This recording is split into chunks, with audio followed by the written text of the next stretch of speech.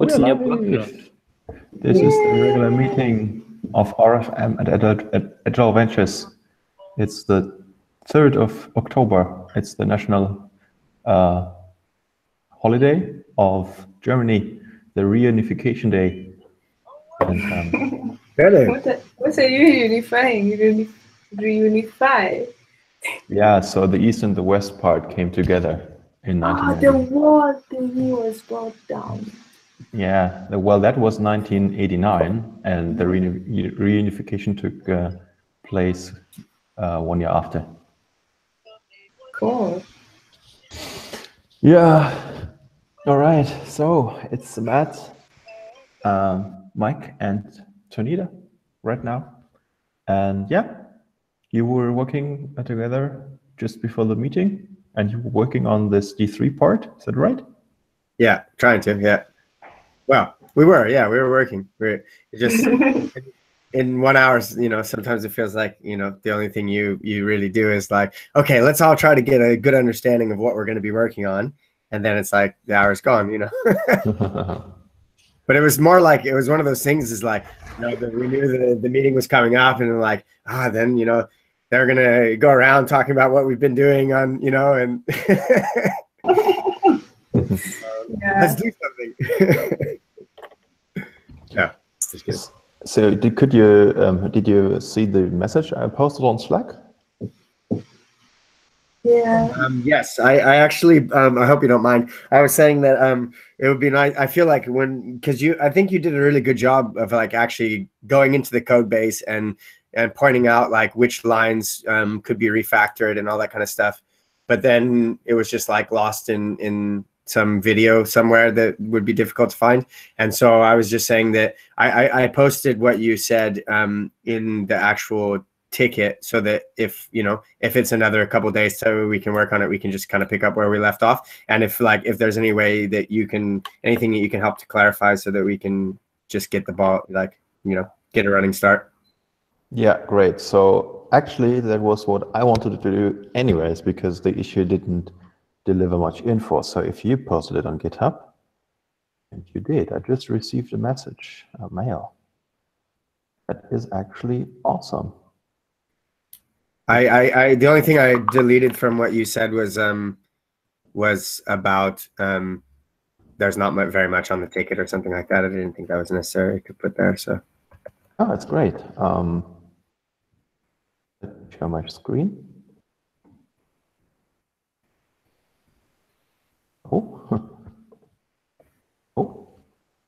Well, you can see my screen, right? Yeah, you can see the screen. Yeah, so the whole point is in here we have a lot of custom code. Yeah, this code was written before we had the plugin that does all of this for free, and so we can probably get rid of everything in here. Okay. And so it's not just the colors that it sets, like that D3 SVG legend sets the labels and everything. Yeah. Okay. So this is the bubble chart that needs to be refactored. These two here, up here, and hey Faith. Oh, Faith. Faith is with us. Hi. Hello. Hi, Faith. Hi. And this is the one that's coming from the D3 plugin. This is how it looks like, and it's perfect if we could have something like that up here somewhere, or maybe even in this whole thing. I don't know. Up to you. You can either render it in a separate div, or you can render it right in the SVG. Probably it's a little bit too much text here, because the text is placed next to the chart. No, sorry, the legend. So it's probably better to put it in a separate div. But up to you. You can do it as you wish. Just remove some code. Right? Yeah. Yeah. I also noticed, is there a way maybe you can add C data that has all those different categories? Because the C data just has no data, so we can't even Don't know I if you have can. some difficulties to hear you, Tanita. Oops, can you hear me? Yeah. Okay, I was saying the data that you have, development mode, doesn't have all these categories that you can see on the broad one. So like the bubble just have like no data, big circles. I don't know if there's a way we can add such data that can be able to test our. Yeah, I see what you mean. So you mean it is here we have the data is coming from the data here itself, and this is rather static data. Is that right? Okay. Is that what you want to say? That's fine. Actually, you can hard code the upper and lower limit. Right. Okay. So here it's 30 minus 30% and plus 15% is the upper and lower limit. You're not sharing your screen anymore. Oh, sorry. Yeah. So you can find it's fine to hard code those the data. You mean we have 15% as the upper limit and minus 30% as the lower limit? Yeah, actually, I mean, so you see, like this one has those bubbles, like many of them, and you can see the different the scale running from 15 to 30. So with the data that you have, seeded data, you only have like the no data, which is the gray. Is it brown? Color blind. Maybe you could share the screen, Aisha. Oh yeah. You can see my screen, right? It's here. Yeah, exactly. Yeah. Six broadcasts or something, 7 broadcasts, and they're all brown. And yeah, there's only and then the screen. No, I see what you mean. So if you're on the seed data, then you don't see it. Yeah. That's So actually yeah. So you can create some data if you just create those impressions 3 months ago. Let's see. That should actually work. Okay, I see the problem. Oh no. Like voting broadcasts. What do you mean impressions? Yeah, the votes. The impression is just the name for the model in the application. So the colors indicate a progress over the last 3 months. So if your seed data was created just now, then there's no historical data, right? And that's why all those bubbles appear in brown. So either you create seed data and create some historical data by using some time machine. The respective game is actually called Time Machine. I can also show There's my like screen DeLorean again. or something, isn't there? Say it again. DeLorean. Delaria? How do Yeah. you spell it? D-L? O-R. DeLorean. Yeah. You know, like that. D-E-L-O-R-E-A-N. DeLorean. Yeah. It's like, you know what DeLorean is like, discontinued. Oh, that sucks. Yeah, that's a DeLorean. This one here? Yeah. Nice. It's a car from Back to the Future. This is what we use this in I think website 1 maybe, where you can travel in time. Yeah, I think Ruby now has something like this. I was using Timecop before for test data. I don't know if you can also use Timecop for your seed data, but I guess I think so. I think so. And the tricky part will be you can do that. You can create some seed data, but beware that the plugin that does the historical data is actually yet another plugin, and it stores the versions of the data in another temporary in another historical table. I don't know if I've ever talked about it,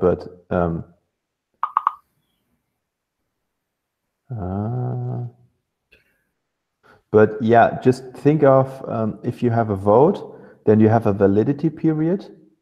And when you change your vote, you add another row to the table and you change the validity period of the former row to, talking about these historical tables. If we have a better example of Wikipedia, SQL. Damn it. But I think they also reference it here. Yeah, this one here, history tables.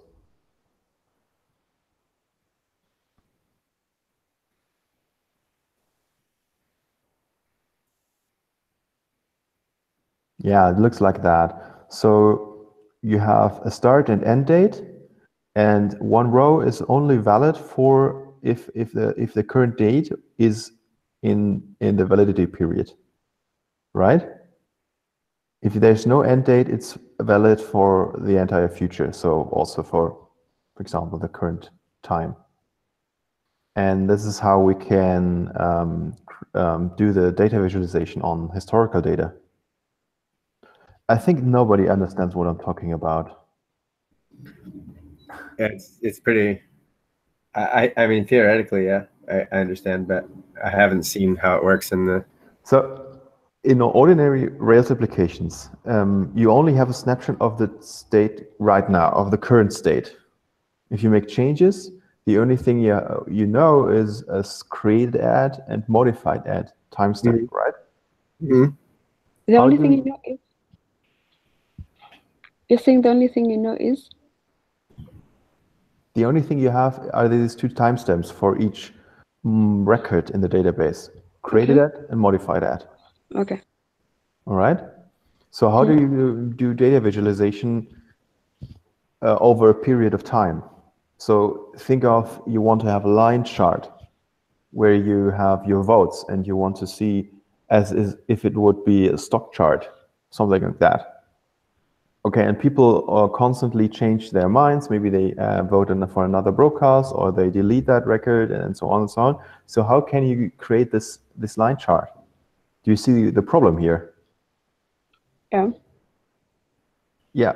What would be the problem if you want to have this line chart? Can you create it from the data that you have by default from Rails? No. Why? I would think you would, just by keeping track of every change. Exactly. How do you do that? Record. I would assume there's something to help you record. When there's a change, record that change.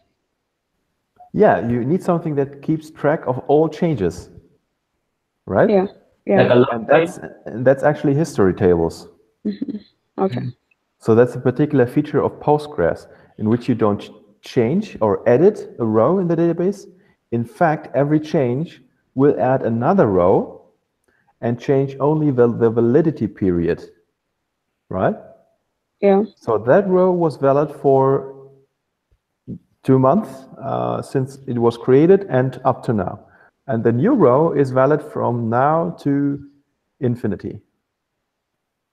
And then you change something else, create another row, and you change the validity period, and the next one will be valid for today until infinity, and so on and so on. Does that make sense? Yeah. And this is, I will show my screen again, and I will share you. I will share the Wikipedia link. So this Yes. is, And Joseph's here, and Tanita she had another meeting she had to go.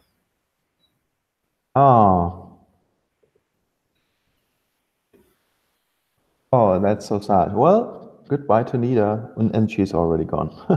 Okay, fair enough. But I posted the link into the Slack and here, this Hangout chat. And you can see an example here. This is, let's say, the validity period from to. And And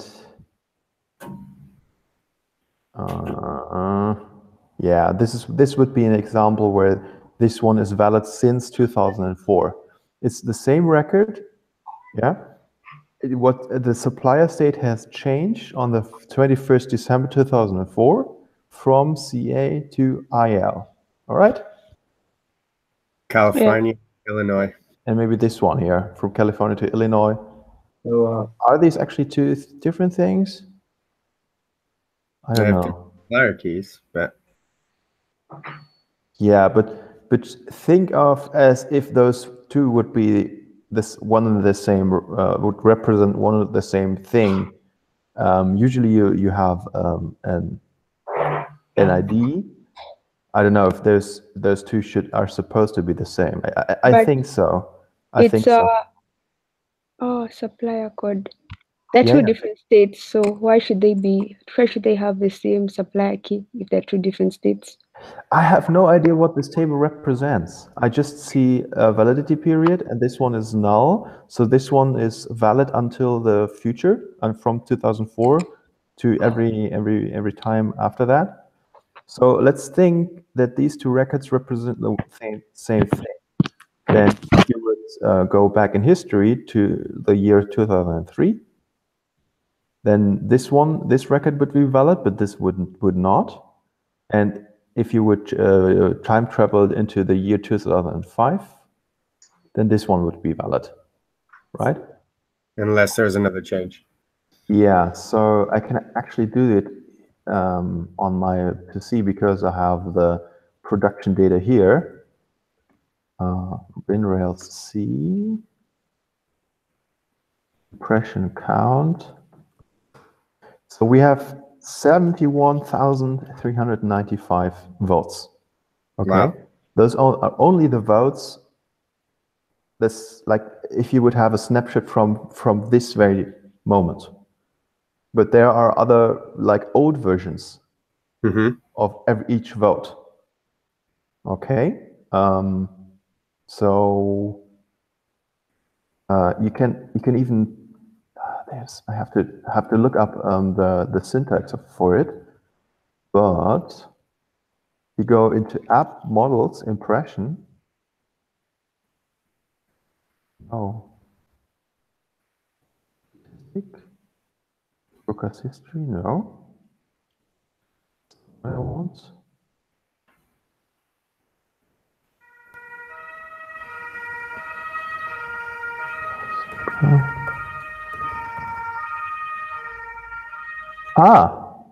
Yeah, this is how it is implemented. It is actually statistic broadcast. What is broadcast history then? Anyhow, here you can find all, like, the impressions, all the votes for one broadcast at a given time. Okay. So let me just take one broadcast, call it B, then was it statistic broadcast as of broadcast. What I did wrong? Oh.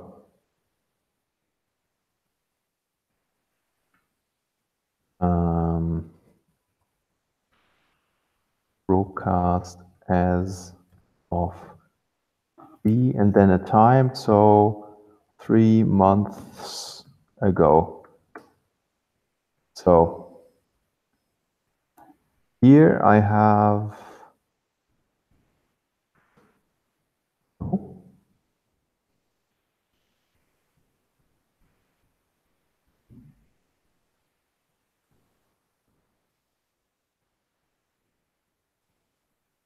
does it actually return? Yeah, so this one is doing some kind of crazy SQL magic.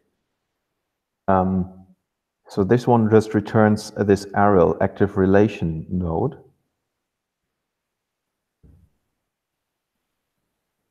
So what does actually return something? All as of. Find broadcast as of. Okay, so this one resolves the SQL query. So I have to say find broadcast as of. Okay.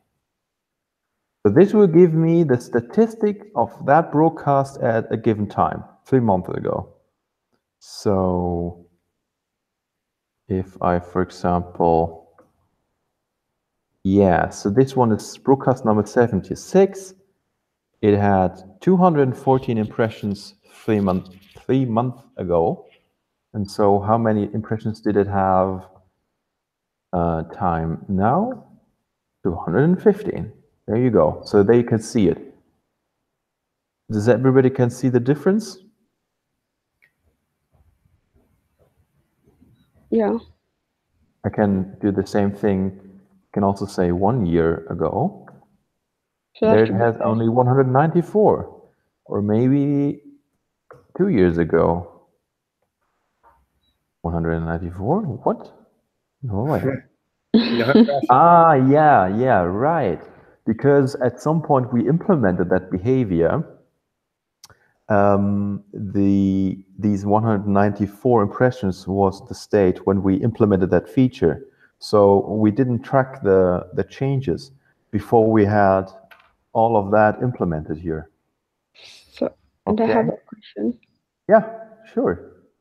and I'll give maybe an answer, then ask if that's okay. So you're saying before we're having 194 because the implementation was not there. So in such a scenario, when you're implementing a feature that affects the existing data, Yeah. is that safe to assume that every time you do that, then you must have a rec task to update everything else before the implementation? You mean a database migration? Oh no, I meant rec task. Well, rake task is just Ruby make. So it's a build tool. You can do anything with rake. It's not very specific to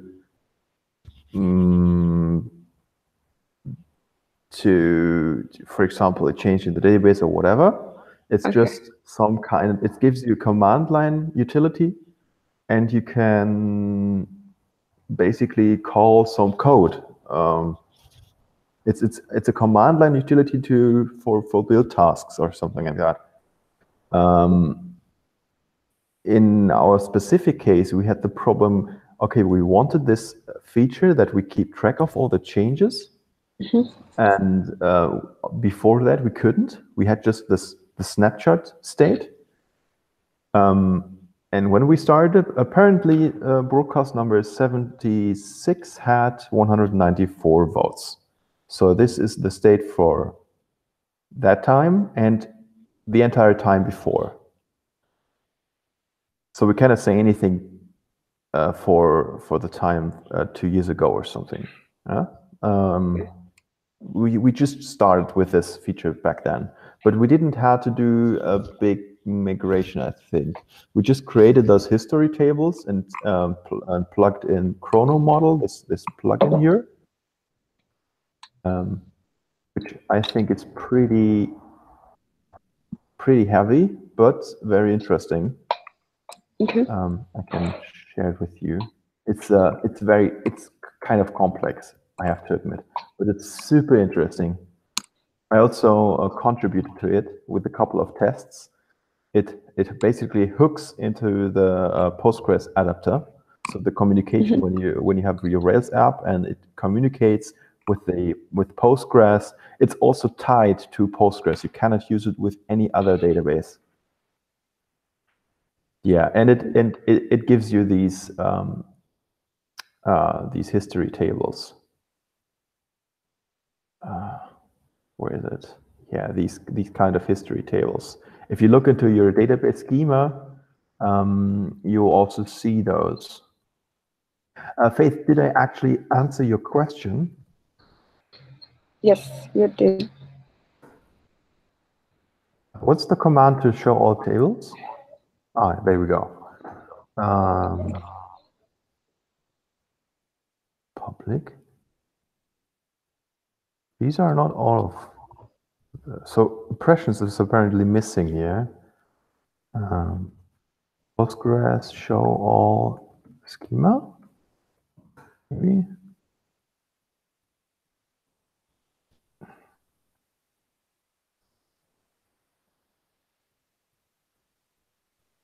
DN. Yeah, there we go. So we have a schema history and temporal, and the rest, the default is just in public. So here are the tables in public, and you can see that impression is missing here.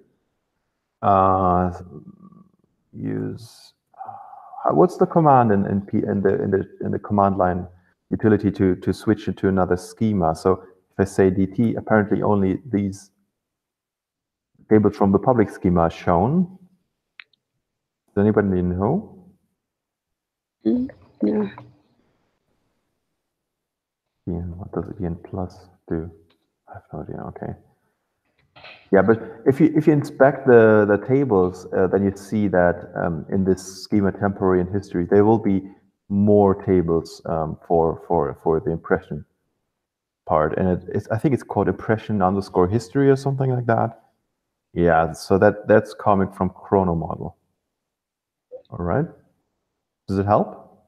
So if you want to create seed data for this one here, no, for where's it? Yeah, for this thing here, you probably have, I don't know if it just works. If you go back in time, create some impressions and come back, maybe this will even work. I don't know. You have to check it out. But there are also tests in this gem that will help you. So time machine spec. Here we go. Yeah, so apparently they're doing the same thing here. What is TS eval? TS eval. Oh, great. It's not implemented. It's not defined here. It's probably in some kind of helper. Test helpers time machine. Was it in spec? No, that was the test. Support. Helpers, maybe? Time. There we go.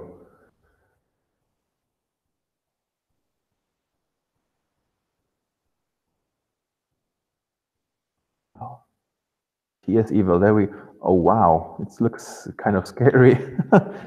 Anyhow, I also put that into the Slack and this chat window, if anyone is interested to dive into that. But that one is kind of complex, I would say.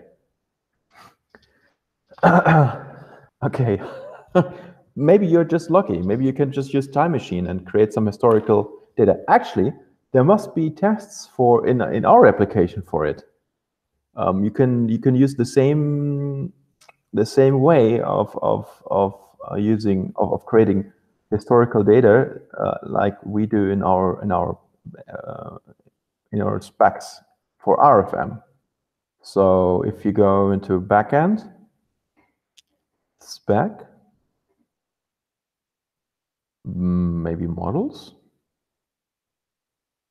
statistic, broker's history spec. There you go. So here you can apparently see how we create some statistical data.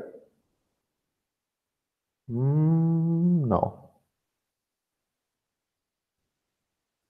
History is back.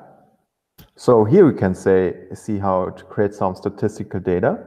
So we have 7 different times. How would say moments? 7 different moments. Matt, can you help me? Yeah, moments in history, but they're all set to time.now.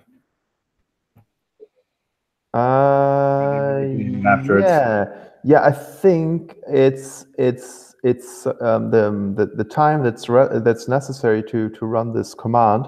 It will take a couple of milliseconds, and if you use time now, then again it will be a couple of milliseconds in the future. You know, so in fact, they are all different. Yeah, right. But Mm. is that, I mean, what are you exactly testing? Is that enough time in between? Or is there a reason you're not like doing time.now minus 1 hour?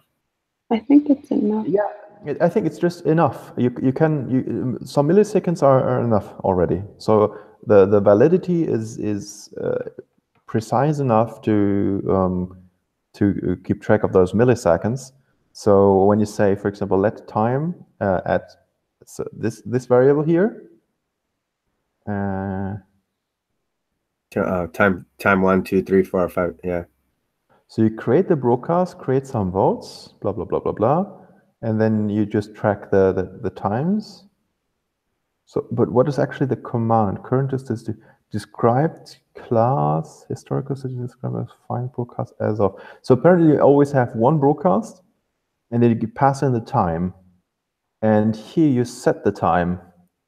So for 2 time 1, time 2, to time 3, and so on.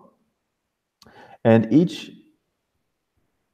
for each case, you expect another value.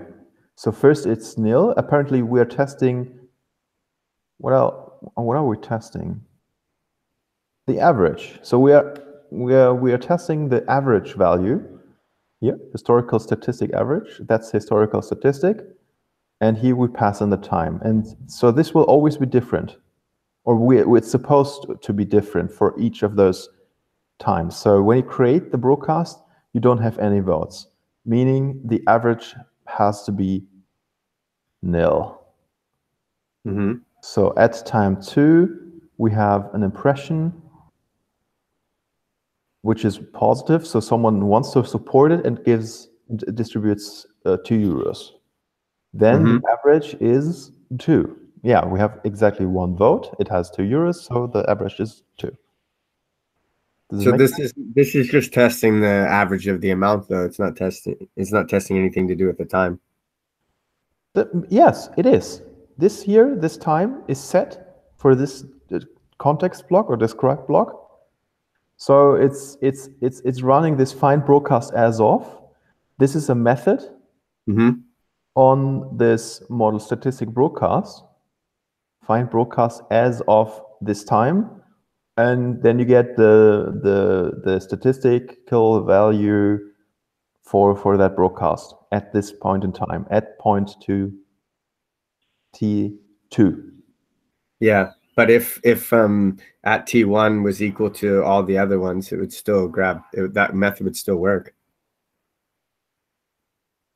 and you would still be able to get the historical amount. Say it again. If T1 was equal to T2, which was equal to T3, which is equal to T7. No, they are all different. Yeah, I know. I understand that. But if they were all the same, then these tests would still pass because they're just checking the amount. No, they are checking the average amount at that time. Yeah. But if that time was... This time is always different for each test case.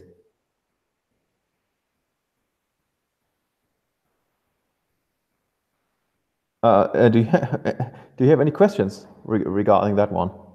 No, I mean I don't think you're testing that the time is different, but okay. No, I'm not testing the time is different. I'm testing the average value for each time. Yeah, exactly. So how does that? But we came to this because we were talking about like time machine, right? And this is not actually doing anything with setting different times.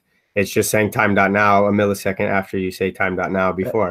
That's true. So I think because this test case works as expected, it is absolutely enough just to go back in time, create this impression, and come back, and that's it. And then you have some historical data, and you're happy.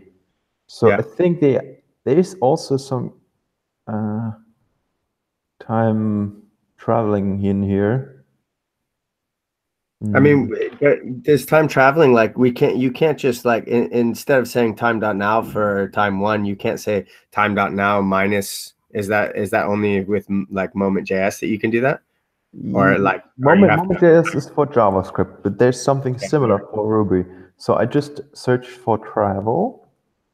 And there's this test case in the backend, and apparently we are traveling in time because here we want to go to a particular date, and this date is like 1 year ago. All right, and that's why we have to travel to it. We cannot just assume, okay, there will be some milliseconds between.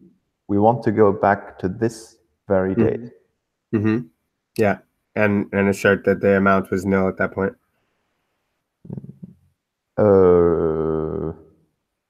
From line 197. Well, travel to T0. Yeah. You create 3 broadcasts. Yeah. And then what happens? We're iterating through this. We have this broadcast at this time, and then blah, blah, blah. So apparently this is just a shortcut. We're saying data HD? What? So here's the trick, apparently. Class amend period. Yeah, I guess this is relevant for implementing seed data. I cannot quite remember what was the issue, but there was something. If you want to go back to a particular time, then you have to update the history, the validity by like manually. You see what I mean? So apparently this, if you go to, if you say impression, you can get the history record if you say impression.history. Let me quickly give it a check.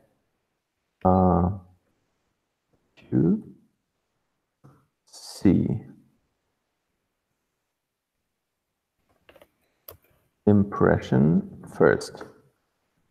This is an impression record, and apparently it has a history part. Yeah, so impression.history gives me the impression history object of that vote here. We call it impression. And this is apparently a relation which has a number of records. Impression history first. Yeah, which would make sense because the history consists of many entries, and you can say first, for example. So I history first, which gives me this thing here. And you have the validity here. There you go. Nice. And the end time is nil, so this means it's still valid. It's valid since beginning of time. Yeah, I think so. What does impression last? IT give me IT history. This is more interesting. So this is the very last impression. September 8th. Which is more recent. And it has a validity from September, the 8th of September, up to now and to the future, and so on. All right? So I think you have to create the seed data, you have to do this here, amend period, and then you can set the validity manually. This will be relevant for you. So shall we create an issue for this? Keep track of everything we just discussed. I copied the links you shared there in the issue. I don't know if you mean create a separate issue. Yeah, why not? Like the issue to create historical data? Yeah, create some historical data for the C, create some historical data in our C data. Right? Mm-hmm. Yeah.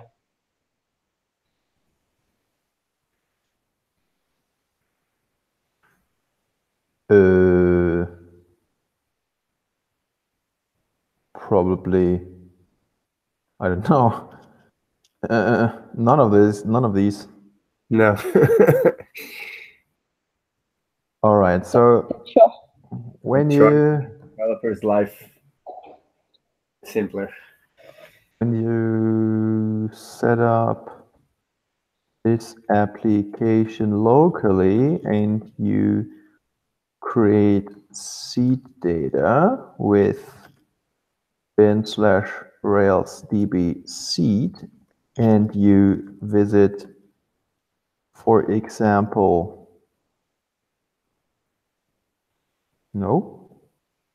that one.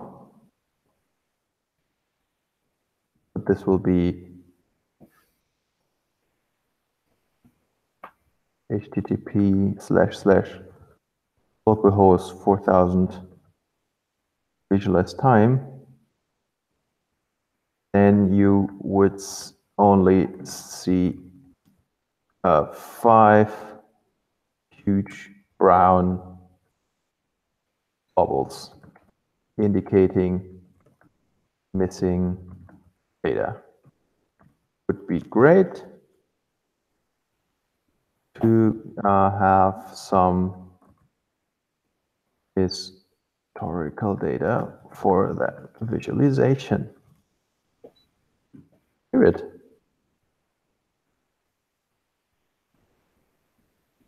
I think it will be great. You didn't write it on. Hints. You put, yeah, it would to have. This is how you can edit the historical validity. No, the validity of historical data manually. And link. Where is it? Where did I put it? Too many tabs. No. I think you copied it into the Google chat. Yeah. Yeah, you can do it from the chat.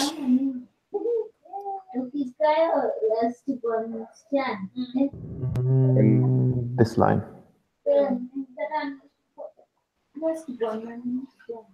Right? You didn't copy what Mike and I were both saying is, or Mike brought up is, you just said it would to have in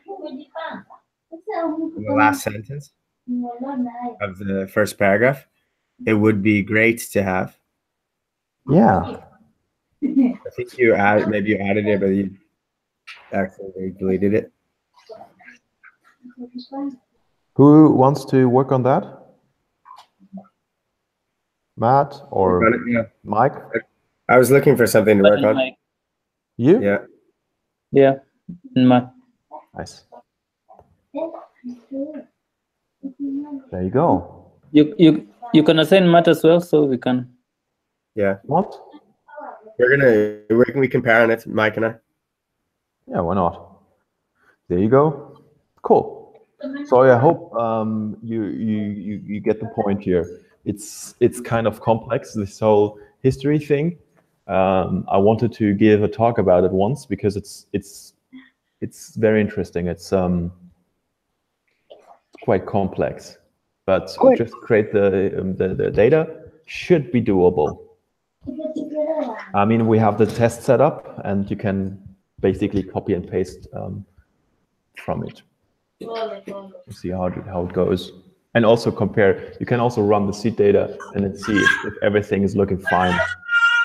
You can go into the Rails console, check out the created votes, and see if you have some historical data for the past and so on.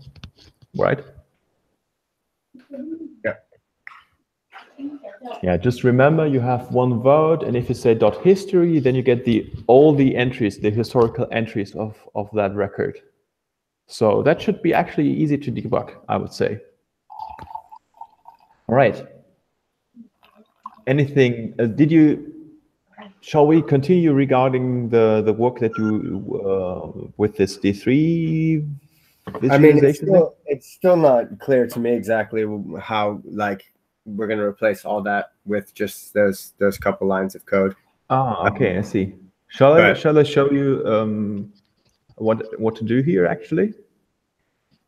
I mean, yeah, if there's any way you can do it in a way that's like not doing the whole ticket, but doing it so that we can have an idea of where to start.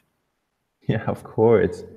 It's actually pretty easy. Just let me see where I have the link.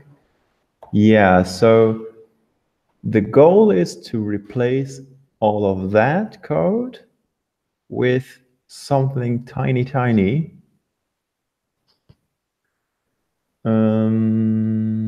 Yeah. So D3 SVG Legend is a plugin for D3. And 1 month or 2 months ago, I don't know, I found out how to import D3 plugins into Ember. This wasn't, there's a current issue, and apparently you have to D3 Ember. Let me see.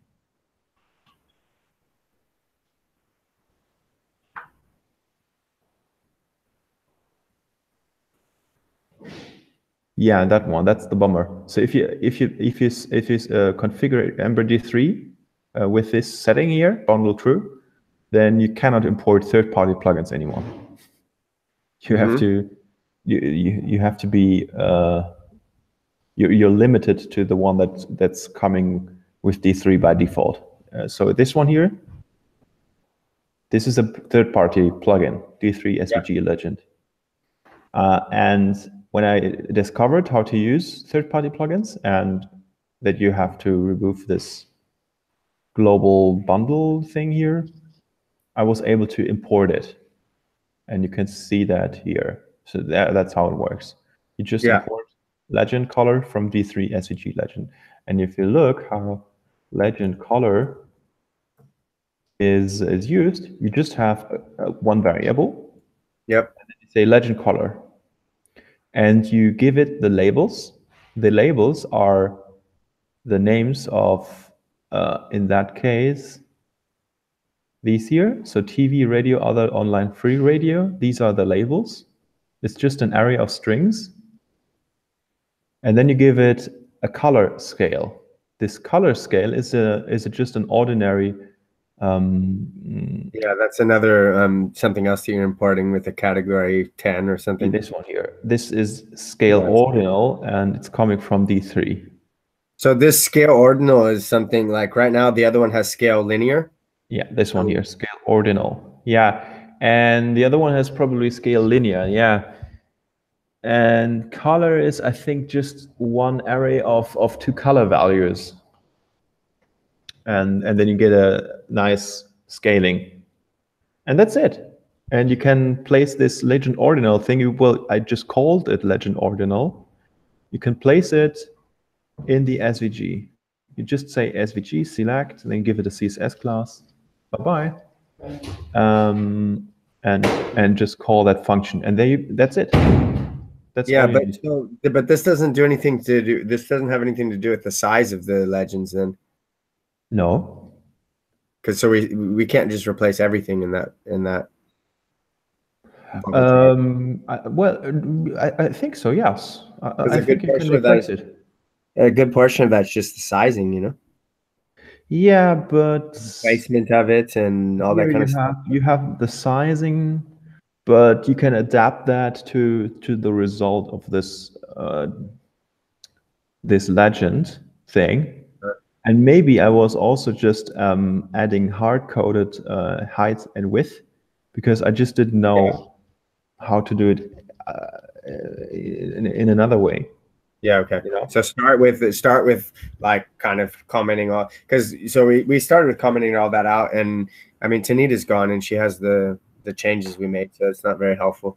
But yeah, and then I guess like we need to, the groups and color would be different for this because you're pulling in the groups from the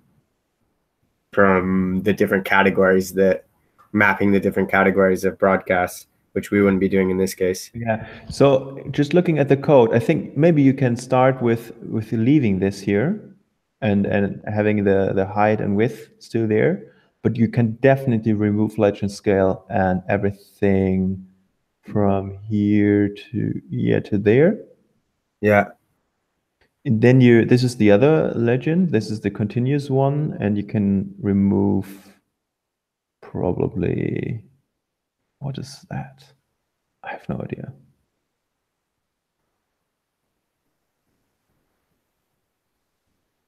Yeah, and here you append it to the SVG.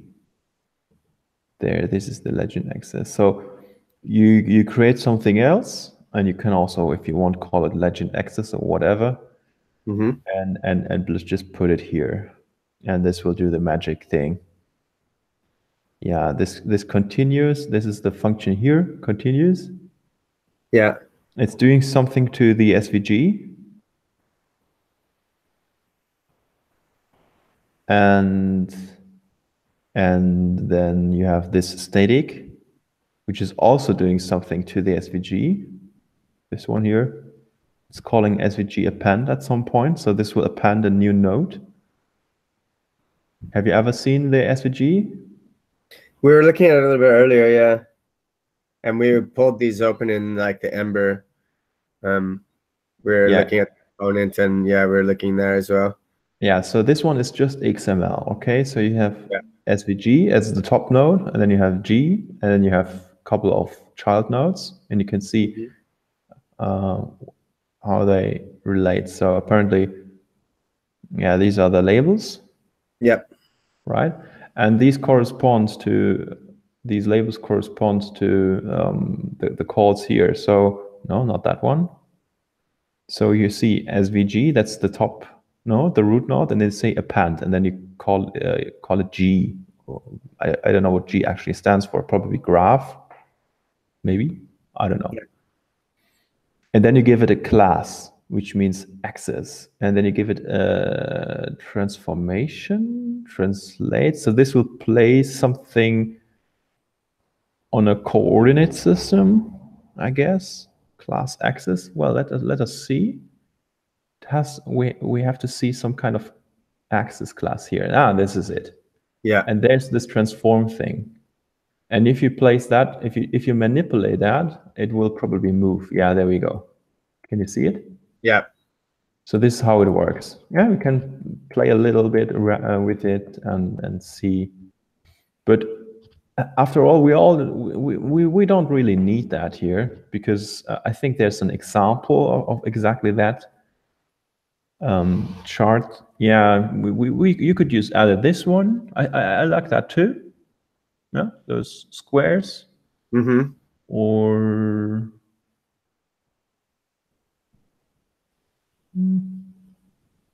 circles. No. Yeah, so I think even something like that would be enough. So this is the Susie Lou. We found hers before as well. Yeah, this is like her. Okay, all right. You just want to know. Okay, red or purple is bad, while green is great, and brown means no data or not enough data. Not enough data in that for that period of time. Okay. People created new broadcasts. These one are new. I have never seen them. Rentner cops. What the? I didn't notice. I just check it out. Yeah, new broadcasts. Nice. People created some. I don't get a notification if people create new broadcasts. Nice. Maybe you can create a ticket for that as well. Yeah. I was thinking this. Yeah, why not? Would you be interested into? Actually, that would be super interesting, because a lot of times the description is not really great. So, for example, if you search for somebody created a broadcast for Olympia, for the Olympic Games. And there's, for example, this one here means this one here is clearly opinion. It's not neutral. The description is not very neutral. Mm-hmm. And therefore, I would probably like some kind of notification. So, for example, everyone who ever created a broadcast will be notified if anybody else creates a broadcast and gets a link to check to search for it and maybe edit the description.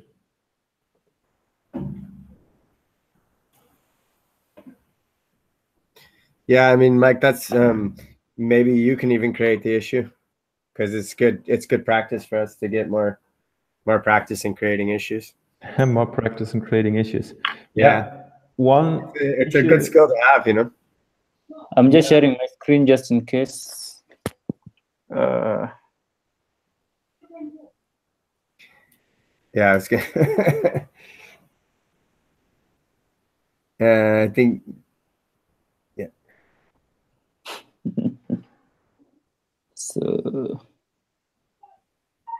So maybe it's not. Yeah, go to the there. So yeah, one issue, for example, is to have better issue templates at another repository. So GitHub has a feature if you place, for example, a file called feature.md in a folder .github. This will be the template for a feature if you create a new issue. I really like that one. Have you ever seen that before? No. I don't understand what you mean. Okay, maybe I'll share my screen once for a second. Okay. I'll click on my screen. So what I mean is,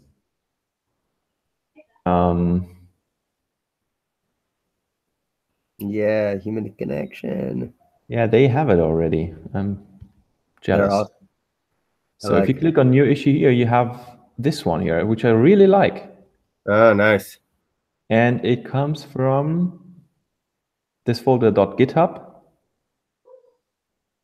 And there you have bug report and feature request. And what does it look like when you click on it?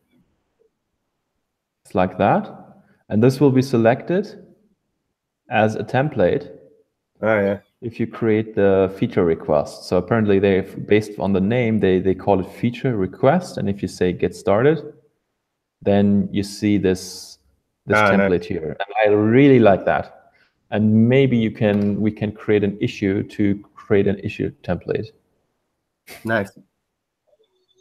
So maybe new issue. I can create that if you want, Robert. Yes, please go ahead. I need to get better at creating issues. Sam was helping me to debug some stuff with Travis CI and like running into blockers, and then instead of just creating an issue with Travis CI and waiting for them to kind of respond to it, my default is to like scour over Google and try to find people who've run into similar issues and try to work through the issue myself before bothering them. And he's like trying to get me to learn that creating issues is a positive thing. Yes, absolutely. It's very important. I think there's even a term, the terminology for it, requirements engineering, to precisely write down and document the requirements for an application. It's a very crucial task. It's very important for any project manager. And especially in open source, it's very important to have a well-maintained issue list with issues that everyone would understand. If you would, for example, point a stranger to an issue like that, I don't know if a stranger would understand what's going on here. Probably not. So it's very crucial to understand, to learn how to write good issues. On my screen just because even in because this isn't like when you say like this isn't a feature request, because it's not a feature of the site. This is more like it's none of these things really. It's like a issue creation improvement. Yeah, absolutely. So you can basically delete all of that. Yeah, and then just explain what I mean. Sometimes it also puts people off, right? So if they see, oh, the maintainers want me to enter all the information, then sometimes they start to say, okay, no. Yeah, and that's not good. I mean, sometimes in the we have for I don't know it's not a template. I think it's just something like you have as well. That it's like a template for everything, and a lot of times I'm trying with the pull request as well. You know, like yeah, those templates should help you. They should never put you off. They should never annoy you. They should be helpful for everyone who just doesn't know what to write into the issue. It should encourage people to write into issues, not to put them off.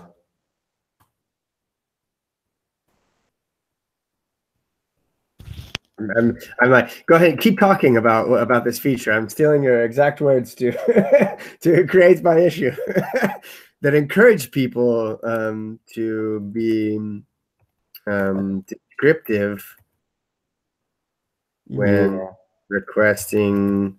Maybe you should mention that it's a feature of GitHub. Yeah, issue creation improvement.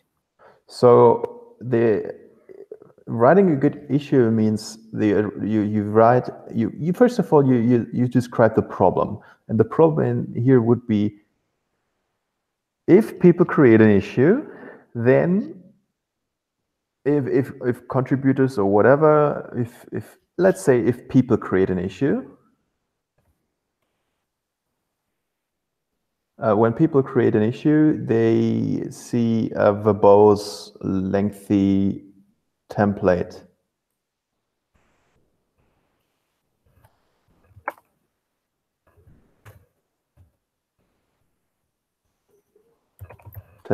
Issue template for feature requests, bug reports, and everything.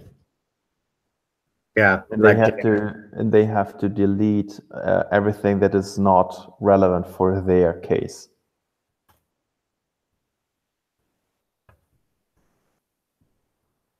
Yeah, exactly, and that's unfortunate because GitHub has this feature where you get a nice intermediate step to choose which template you want. You can choose between different templates. You can choose the feature request template, or you can choose the bug report template.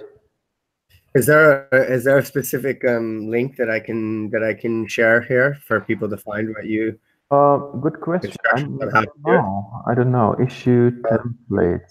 Create issue templates in GitHub. There we go. Creating issue templates for your repository. There we go.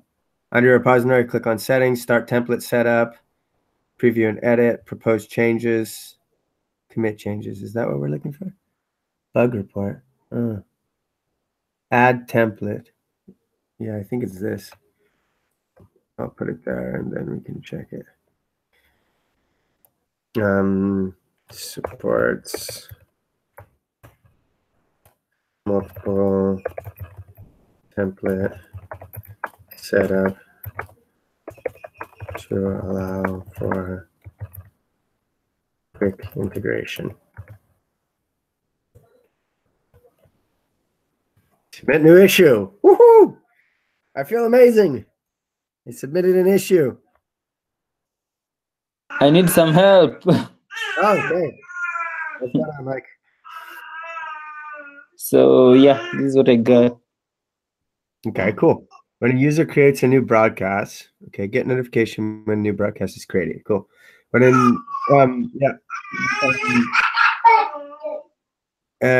get notification. Yeah, I mean, I'd have to read further to see. Oh, Robert dropped off, I think. Maybe you could be more descriptive about who should get the notification. Or like instead of get notification, maybe send notification to. I think he was saying like to. I don't know. Or you just say send notification when broadcast is created, and then you can. Yeah, maybe. He was saying maybe something about sending the notification to all the people who have created previous broadcasts. But so maybe maybe it's getting too long to add that all in the thing. So maybe you could just say send notification when new broadcast is created, and then you can say to who. in the description. So when a user creates a new broadcast, the admin of the site does not get a notification to tell them about the new broadcast has been created.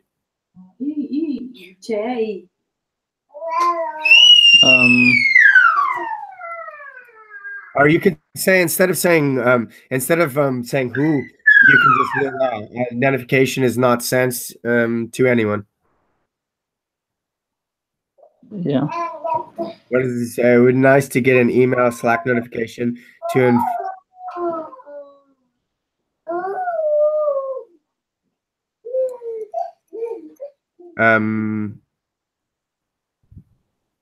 yeah.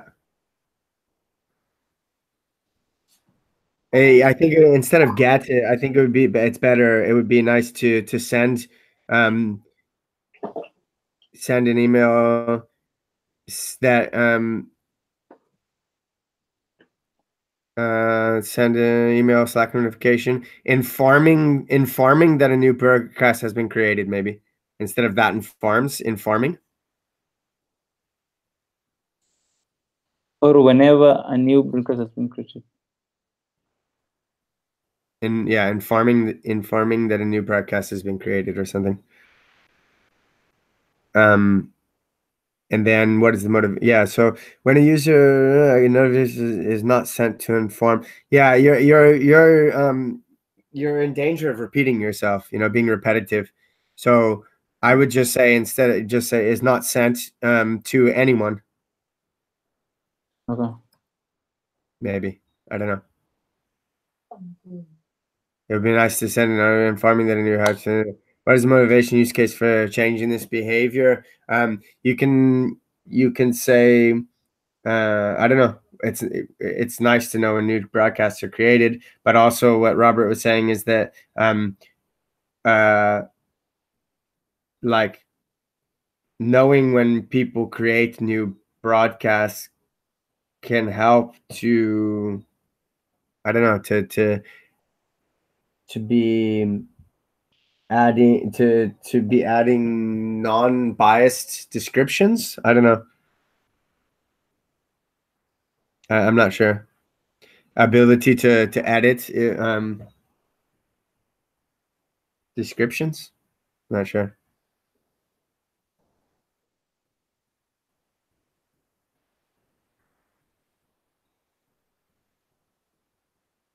Who does the editing?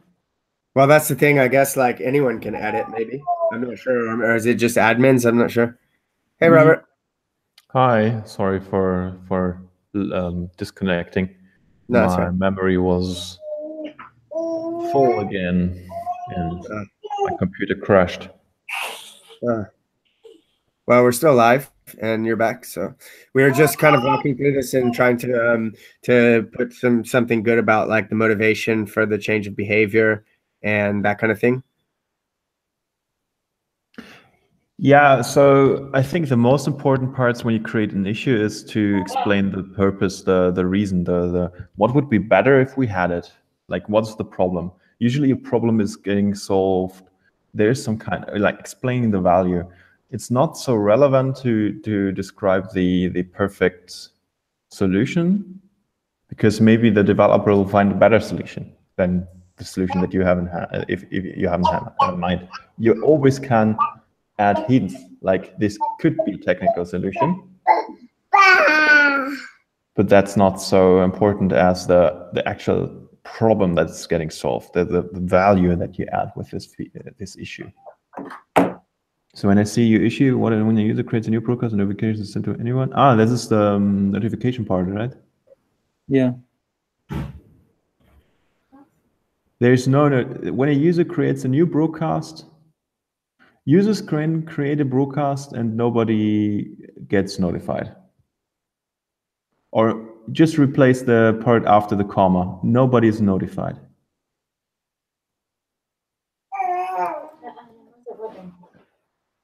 Nobody.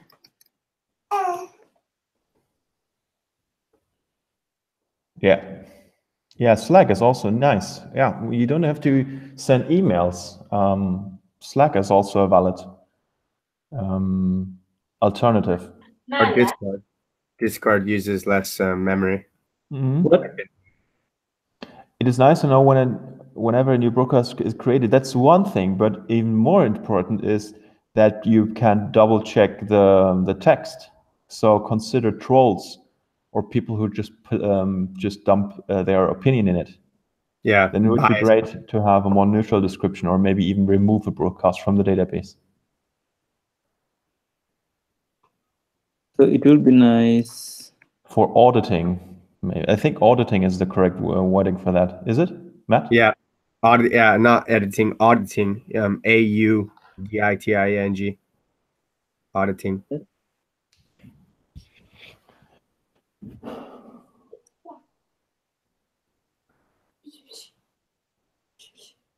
Yeah. Exactly. So then, yeah, you can even Mike's getting more experience with writing user stories and Cucumber. So you could even fill that in, like if you wanted to, as a whatever. I have mixed feelings about the issue template because people who are not used to the Cucumber tests might find that might feel overwhelmed with this very, very formal thing, because the feature template for a Cucumber test is nothing else than a very formal way of saying who wants to do what in order to have benefit. And that's just the same thing that I explained to you. You don't only want to put in the solution, the action, but you also want to describe the benefit, the problem that's getting solved, the value, right? That's the benefit. The benefit is very, very important. And it's also important to who this is beneficial. So I guess this would be more interesting for people who want like to audit the site than for just regular users. I mean, it could be interesting for people who are actually interacting and creating broadcasts, but I think we're talking about different things. So in the current issue template, I have a reference, or I'm giving this feature template thing. As a user, I want to do action in order to benefit. Probably I would leave that out for the new feature request template. Yeah, for sure. Too formal, and it could put people off who are not familiar with Cucumber. No, totally. I agree with that. I think for Mike, like who is trying to get better at that, like I think it would be good if he did. And I was just commenting that, like, Mike, instead of saying as a user of the website, in my opinion, I think that it's less interesting for a regular user of the website to be getting notified than it is for people who are actually wanting to take an active part in auditing the as a moderator the website. So maybe admin or I don't know. Administrator or moderator? I would say a moderator, because an administrator would have full destructive powers, while a moderator should only be able to, for example, edit descriptions and so on and so on. This is, by the way, right now there's no distinction. Every user can edit every broadcast description. Yeah, so it's kind of like Wiki, but without like a moderation protocol. There's no distinction between a normal user and a moderator right now. Maybe there will be in the future. So the audits can be, or so that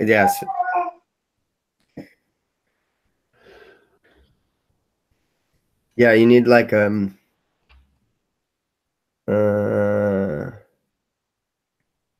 you could put like a S on the end of audit, and then you can, like, if you're trying to use passive, so that audits can be performed, or audits, the description can be performed. And it's not necessarily just. Well, I can prevent spamming and trolling, I would say. That's the main purpose of this feature.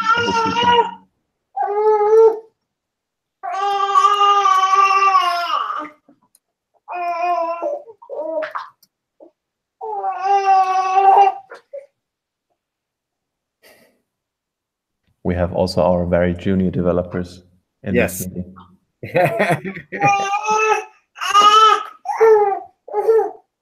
Yeah, that's it. Yeah. Well, so that audits of the description, so that Yeah. I can order the description. Yeah, so that moderators can audit, or so that auditing is, You're writing the issue from your point of view. So as a yeah. moderator, I want to be notified when a new broadcast is created so that I can order Yeah. the description. Just remove Yeah. it off and you're done. Yeah. Yeah. Nice.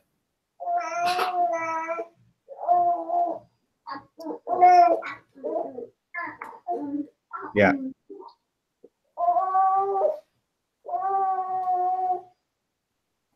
Yeah, as a possible solution, I would even make one hint here. You could assume that everyone who ever created a broadcast is likely to volunteer for these auditings. And it would be a possible solution to send every user who ever created a broadcast an email with a link to the broadcast, to the new created broadcast for auditing. Guys, I gotta drop off because I didn't tell you, Robert. I didn't find a good time. We didn't do our normal like scrum period at the beginning of the meeting because we were kind of coming from that other pairing session and Yeah. overwhelming you with questions. But I'm leaving in about half an hour to go give that same speech at a meetup here in Floripa. Nice. Yeah, so I'm going to be talking about RFM and Cool. Agile Ventures in Nice. trying to get people. Is the recording online already? No, This it's are online, but is the recording also online?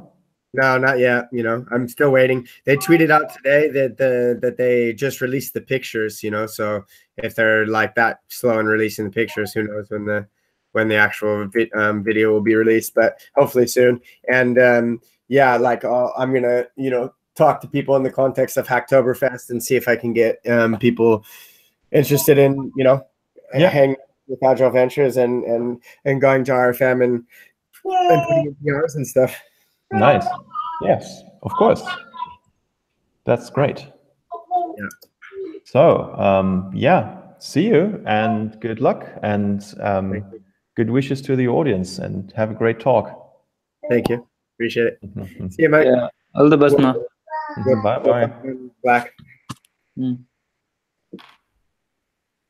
Yeah, and I think, Mike, as soon as you finish the issue, we could probably also make an end to the regular meeting.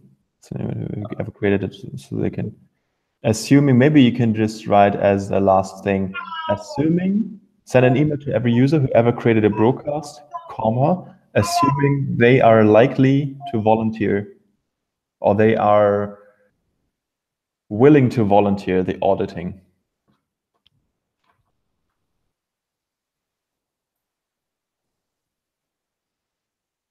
Yeah, it's my broken English. I think they are willing to volunteer is enough, right? So it's hard work to order the description. That's the point here. And if you ever created a broadcast in the past, maybe you are also willing to volunteer to order the description for new broadcasts. Why not? Okay.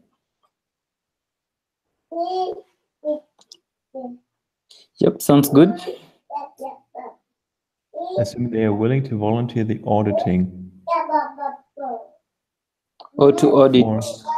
I think they are willing to volunteer. Maybe you can also remove the volunteer. They are willing to audit, period. Yeah. Okay. Yeah. Great. That's So a nice backend feature. We don't have like numbers here? Numbers? What do you mean? Like how do we number them? How do we get the 76 and the unique IDs that come with the name of the ticket? No, the issue numbers are created by GitHub. If you say submit new issue, it will have a number. Okay. You can submit it now. So, but you can also add, yeah, this one is 849. Yeah. And now you can add a label. So that one is definitely a backend issue. If you have the labels on the right side. Yeah. Yes, that one. You can add a label, backend, for example. Okay. Backend is enough. It's not a good first issue because it's very complex. Yeah. All right. Well, nice issue. I love it. Yeah. Thanks. Yes, you're welcome, Mike, and thank you for being with us tonight. Okay. Yeah. Shall we hit? Shall we end the recording then? Yep. All I right. guess. Yeah. I'll hit the stop broadcast button now. I was just